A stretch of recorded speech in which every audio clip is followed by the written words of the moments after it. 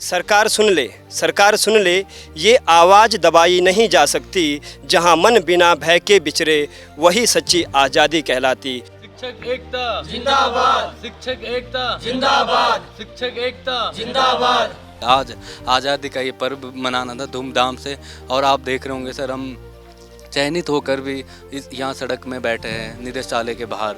तो सोचिएगा सर, हमारे दिलों में क्या बीत रही होगी। जल्दी नियुक्ति दे सरकार, जल्दी दे सरकार। एलटी चयनितों को जल्दी नियुक्ति दे सरकार। तो सरकार से ये निवेदन करते हैं कि आने वाली 18 तारीख और 20 तारीख को जो सहायक अध्यापक संबंधित सुनवाई होनी है, उसमें महाधिवक्ता जैसे ठोस पैरवी कराई जाए और जल्द से जल्द भर्ती को बहाल करवाया जाए। हम भीख नहीं मांगेंगे, हम भीख नहीं मांगेंगे। यह हक हमारा जन्मसिद्ध है। शिक्षा का दीप जलाना ही असली भारत के नवसृजन का व्रत है। एक और आज देश आज़ादी का जश्न मना रहा है, उत्तराखंड में भी जश्न मनाया जा रहा है। लेकिन एक तस्वीर और है जो आज के भारत को देखनी चाहिए। ये युवा चेहरे पिछले करीब 125 दिनों से ये शिक्षा निदेशालय में बैठे हैं। ये वो लोग अभ्यर्थी हैं जो चयनित अभ्यर्थी थे एलटी भर्ती के, यानी कि इन्होंने परीक्षा पास कर ली थी। इनको केवल अपॉइंटमेंट लेटर की ज़रूरत है और अभी तक ये नौकरी कर रहे होते, लेकिन लंबा समय बीत गया है। मामला कोर्ट में है, ये सरकार कहती है, लेकिन इनकी सुनवाई नहीं हो रही है। आज चूँकि स्वतंत्रता दिवस है, ये मौका शायद अपनों के बीच रहकर आज़ादी के जश्न को मनाने का था, लेकिन भविष्य की चिंता है, करियर की चिंता है। तो आज़ादी के मायने इनके लिए क्या हैं, ये भी मैं आज ज़रूर पूछूंगा। आज के दिन पूछना बनता है, और बाकी इनकी लड़ाई किस तरफ जा रही है वो भी बात करेंगे। आपका क्या नाम है? सर मेरा नाम जगदीश रावत है। तो रावत जी, कितने दिन हो गए आज आपको यहाँ? सर आज हमारे 122वां दिन है यहाँ बैठ के। सर जैसे आपने कहा सर, आज पूरा देश आज़ादी के जश्न में डूबा हुआ है।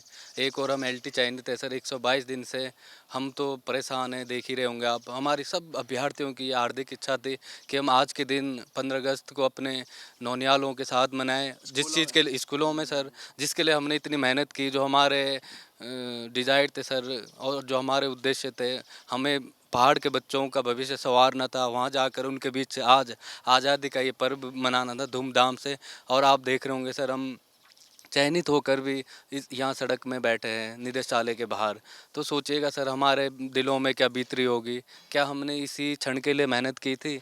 हमें बहुत उम्मीद नहीं थी सर कि इतना लंबा हमारा केस खींचेगा। सर केस 6 महीने हो गए सर हमारे रिजल्ट को आकर, और हम सिर्फ नियुक्ति के लिए यहाँ बैठे हैं। कोर्ट में बेबुनियाद वाद प्रकरण होते रहते हैं, जिसमें सर अभी चुनाव हुए, पंचायती चुनाव 1-2 महीने में ख़त्म हो गए, सब कुछ हो गया। उसमें भी स्टे आए सर, डबल बेंच में, सिंगल बेंच में, लेकिन वो स्टे 1-1, 2-2 दिन में खारिज किए जा रहे थे। संडे मंडे में भी वहाँ अर्जेंसी लग रही थी सर, लेकिन वहीं हम इतने 6 महीने से यहाँ बैठे हैं, और भी हम प्रदेश के शिक्षक बनने जा रहे हैं। एक शिक्षक सर देश का मार्गदर्शक होता है सर, बच्चों का मार्गदर्शक होता है। हमको इतने पता नहीं किस दृष्टि से देख रही होगी सरकार।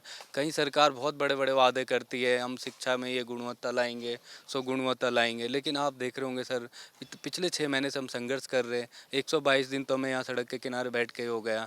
तो हमारी अच्छी पैरवी क्यों नहीं? ऐसे आज आपने कैसे मनाया स्वतंत्रता दिवस? आज हमने सर यहीं धरने में बैठकर अपने साथियों के साथ देश आज़ाद हुआ है, इसकी तो हमें खुशी है ही है सर।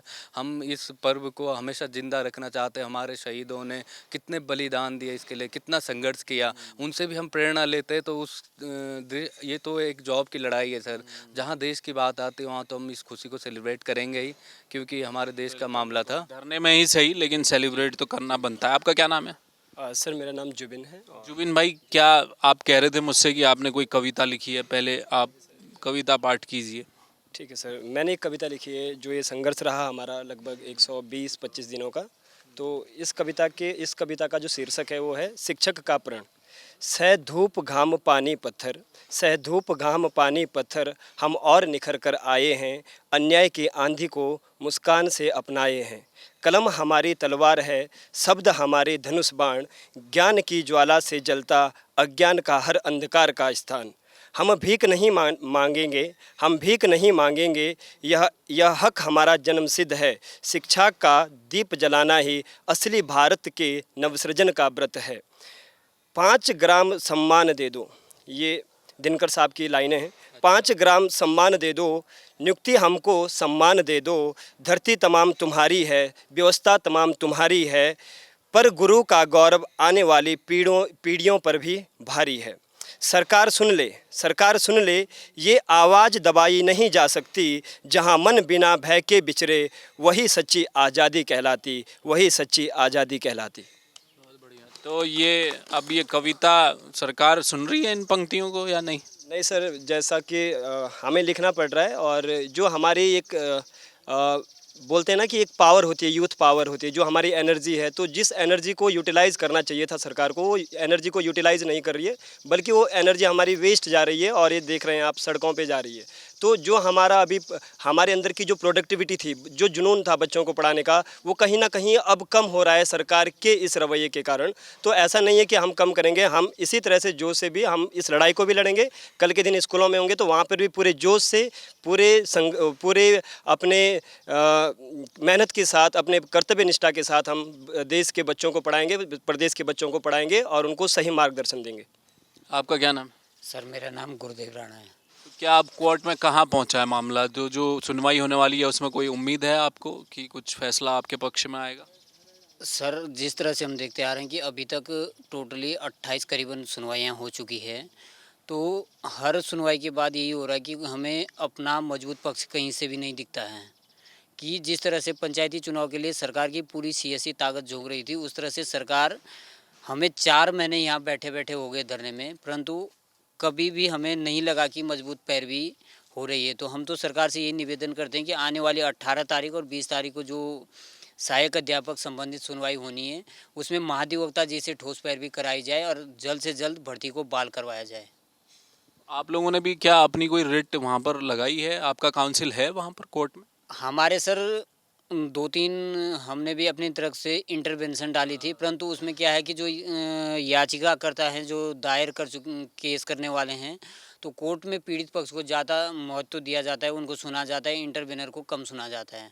जहाँ तक कि हम हर सुनवाई सभी साथी यहीं धरना स्थल पर ऑनलाइन बीसी के माध्यम से देखते हैं, तो हमारे वकीलों को वहाँ पे उतना महत्व नहीं है, या तो आयोग या सरकार को ही ज़्यादा सुना जा रहा है। अभी तो मुख्यमंत्री ने आज भी अपनी स्पीच में रोजगार का मसला भी उठाया, और बीच में भी कई तस्वीरें हम भी देखते हैं कि मुख्यमंत्री नियुक्ति पत्र बांट रहे हैं। सरकार कहती भी है कि हम चरणबद्ध तरीके से बेरोजगारों को नौकरियां दे रहे हैं। तो आपकी सुनवाई हो पा रही है सरकार में? चरणबद्ध तरीके से नियुक्तियां दे रहे हैं, नियुक्ति पत्र बांट रहे हैं। कहीं ना कहीं ये हो सकता है कि उनकी अपनी पॉलिसी हो सरकार की, या जो भी माननीय मुख्यमंत्री जी की, परंतु आप देख रहे हैं कि पिछले साल 2024 की 18 अगस्त को हमने सहायक अध्यापक की परीक्षा दी थी, और आने वाले 3 दिन बाद पूरी 1 साल सहायक अध्यापक की भर्ती को होने वाला है। और बात करें एक कला विषय की, तो पिछले 2021 की भर्ती से अब तक 5 साल हो गए, कोई भी टीचर कला का विद्यालय में नहीं गया। तो उन बच्चों का जो 5 साल से शिक्षक की राह देख रहे हैं, तो इसमें कहाँ की पारदर्शिता है, कौन सा न्याय कर रहे हैं शिक्षा मंत्री और मुख्यमंत्री।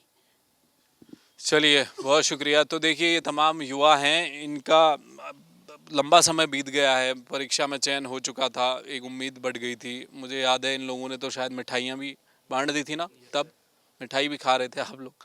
तो उस समय चूँकि रिज़ल्ट सामने आया था, इनका चयन हो गया था। ऑब्वियसली बनता है, परिवार लंबे समय से इंतज़ार कर रहा होगा कि जो बच्चे हमारे घर से बाहर निकले हैं, तैयारी कर रहे हैं लंबे समय से, और एक परीक्षा पास होती है तो उम्मीद जगती है। और एक रोज़गार का मसला है, एक परिवार के लिए रोज़गार का मसला होता है, वो नहीं पूरा हो पाया। अब कोर्ट में चूँकि मामला है, कुछ दिनों में सुनवाई होने वाली है, लेकिन ये सुनवाई तो बहुत पहले से हो रही है, तो वो तारीख पे तारीख जो लगातार आगे बढ़ रही है। और दूसरी एक दिक्कत और ये है एलटी चयनित युवाओं की, इनका ये कहना है कि सरकार के स्तर पर पैरवी ढंग से नहीं हो पा रही है कोर्ट के भीतर। अगर सरकार का जो काउंसिल है, एडवोकेट जनरल हैं, वो जाएं, बताएं, इनके दर्द को रखें, समझाएं कि भाई अगर कोई इक्का दुक्का मामले हैं तो उनको बाद में निपटा लिया जाएगा। जिन लोगों का सही तरीके से चयन हुआ है, चयन में तो कोई दिक्कत नहीं है, वो तो तमाम आयोग के स्तर पर सब कुछ ठीक ठाक हुआ है, तो उनको क्यों नहीं अपॉइंटमेंट लेटर दे दिए जाएं और बाद में जो दिक्कतें हैं वो सुलझा लिए जाएं। जैसे अभी पंचायत चुनाव चल रहा था तो आरक्षण का मसला भी ऐसा ही कुछ था ना, कि भाई एक आध जगह कोर्ट ने कहा कि भाई इतने जगह है पूरा चुनाव, कैसे हम उसको इफेक्ट में ला सकते हैं, तो हम उसकी सुनवाई करते रहेंगे। तो एक रास्ता बन सकता है, मुझे ऐसा लगता है कोर्ट में अब, लेकिन ये सरकार की इच्छा शक्ति पर है कि सरकार क्या चाहती है। कैमरामैन मयूर उपाध्याय के साथ हेमवट, जय भारत टीवी। आप देख रहे हैं जय भारत टीवी।